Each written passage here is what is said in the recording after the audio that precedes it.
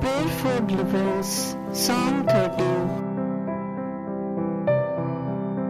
How long, Lord, will you forget me forever? How long will you hide your face from me? How long will I store up anxious concern with me, ignore my mind every day? How long will my enemy dominate me? Consider me and answer me, Lord my God. Restore brightness to my eyes, otherwise I will sleep in death. My enemy will say, I have triumphed over him, and my foes will rejoice because I am shaken. But I have trusted in your faithful love. My heart will rejoice in your deliverance.